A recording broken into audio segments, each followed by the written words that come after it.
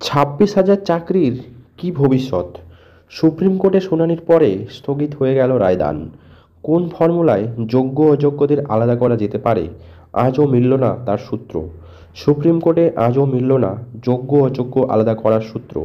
বিতর্কিত নিয়োগ প্রক্রিয়া থেকে কিভাবে বাঁচানো যাবে যোগ্যদের, দিশা দেখাতে পারলেন না কোনো পক্ষের আইনজীবী। পঙ্কজ বনসালের কাছ থেকে উদ্ধার হওয়া ওএমআর শিট নিয়ে আমরা সন্দিহান বলে মন্তব্য করে প্রধান বিচারপতি, কোনো তথ্য আসল কমিশনের না পঙ্কজ বনসালের, বলতেই পারছেন না কমিশন। মন্তব্য প্রধান বিচারপতির। এই মামলা সুপ্রিম কোর্টের কাছে প্রাথমিক প্রশ্ন ছিল যোগ্য ও অযোগ্যদের আলাদা করা সম্ভব কিনা, সম্ভব হলে কোন পদ্ধতিতে এই পৃথকীকরণ সম্ভব। এই প্রশ্ন বারবার সুপ্রিম কোর্টের তরফ থেকে করা হয়েছে। এতদিন পর্যন্ত মামলাটি বিচারাধীন।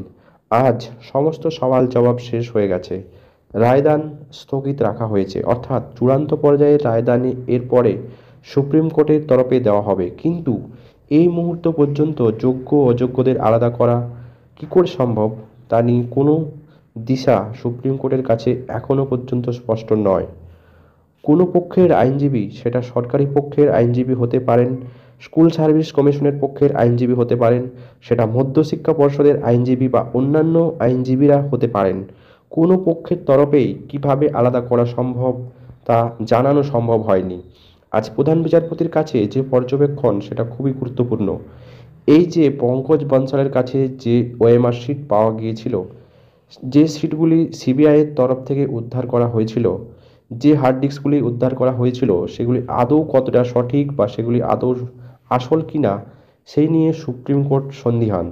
প্রধান বিচারপতির বক্তব্য, এই মামলার ক্ষেত্রে সুপ্রিম কোর্টের কাছে কোনো আসল ওএমআর শিট নেই, যে ওএমআর শিটের ভিত্তিতে এই আলাদা পৃথকীকরণ কাজটা অনেক সহজ হয়ে যায়। কাজেই শীর্ষ আদালতের পক্ষে এই কাজটা সহজে করা সম্ভব হচ্ছে না। তার কারণ, এই নিয়োগ প্রক্রিয়ায় যে পরীক্ষা নেওয়া হয়েছিল তা আসল ওএমআর শিট কারো কাছেই নেই।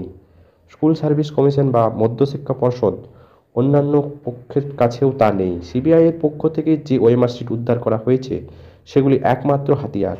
সেই ওএমআর শিটেরগুলোকে নিয়ে শীর্ষ আদালতের পক্ষে থেকে সন্দেহ প্রকাশ করা হয়েছে। এই পরিস্থিতিতে সুপ্রিম কোর্টের প্রধান বিচারপতি বলেছেন, তাহলে আমাদের এই মুহূর্তে কি করণীয়।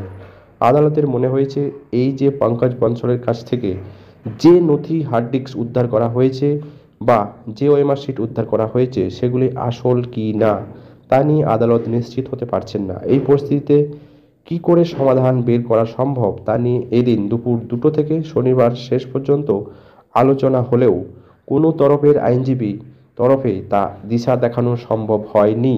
অর্থাৎ 26,000 প্রার্থীর ভবিষ্যৎ এখনও কিন্তু সেইভাবে তাদের যে রায়দান সেটি স্থগিত থাকার কারণেই এখনও তাদের সন্দেহের, এখনও তাদের ভবিষ্যৎটা কি হবে তা কিন্তু নির্দিষ্ট করা গেল না।